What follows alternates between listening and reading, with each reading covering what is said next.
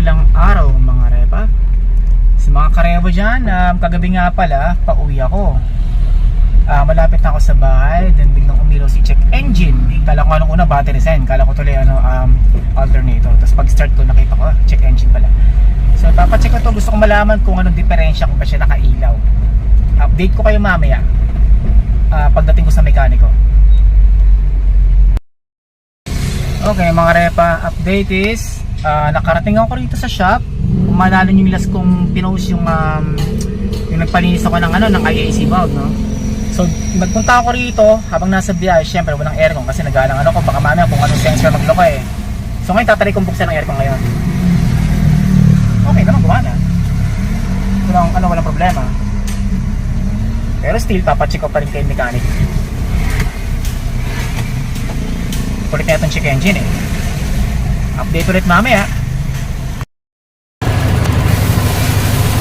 Okay, for scanning.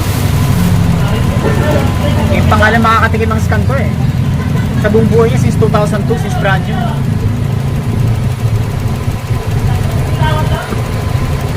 Paglinisan ng engine bay, sino nalaban sa akin? Ay di, padumihan pala. Padumihan ng makina, sino nalaban?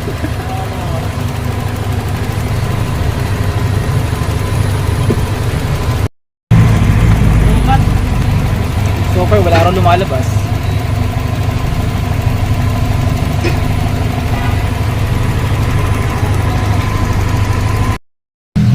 Okay mga repa pips, ito palang repa natin. Kahit pala gamitan ng scanner is hindi pala makakausap ng scanner yung mismong system natin. So kailangan ng manual. So hindi pala o-operate OBD2. Ayan. So syempre mechanic nakakaalam yun. Unfortunately wala pa yung pinaka-check mechanic. Eh yung isa meron pang ginagawa. So hintay lang muna.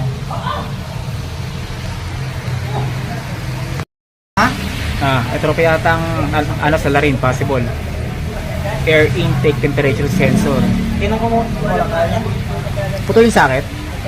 Na yung may putol yung wire, sakit. Putol na yung kabila. Putol talaga?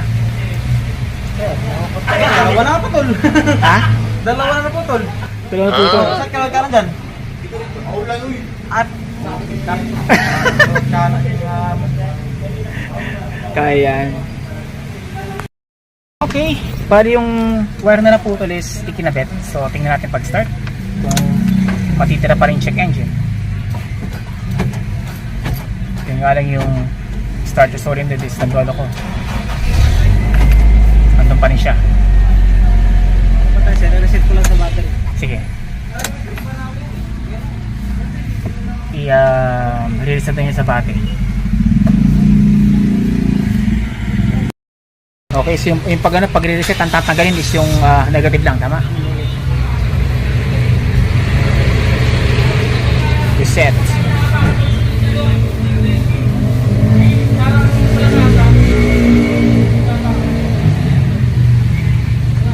Okay, let's try.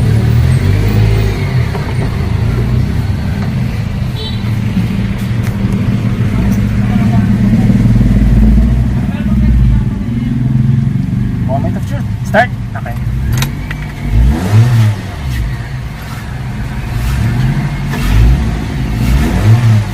Sorry, nagpakulit. Andun pa rin. Meron pa rin. Okay. So, may mga checking pa mga repa. Update ulit maya. Okay, so nawala na, kaya lang hindi ko siya na-videoan. So yung wire is anong cost ng wire? Parang din na-tap na maayos, no? Oh. Pero yun nga, yun lang ang cost ng check engine light. Anong tawag natin sa? Air intake temperature. Air intake temperature. Yung wire sa sasakyan. So yan, tatapan na lang yan. Yun ang problema, no? O yun yung isa na rin, check engine light. Well done, ayos. So yun mga repa, wala na. Okay na, wala na yung check engine light. Yun lang pala ang cost. So sa mga kareba natin dyan ay mga ibang hindi familiar, yung mga magpapascan. Huwag yun na yung pascan dahil hindi siya babasahin. Okay? Suplado yung system na ito. So kailangan nyo is yung manual, yung makikita nyo sa may labas, yung sa may engine bay. Doon yung manual niya, scanner niya, or yung manual scanning, yung kailangan na ng dalawang wire na maliit para ma-detect. Tapos bibilangin yung blink no engine light kung ilan. So syempre mechanic na nakakalam nun. Okay na mga karebo, mga karepa pips. So nakalang start na ako, talagang hindi na bumalik si check engine. So doon lang yun ha. I'm sure nakatulong. So ulitin.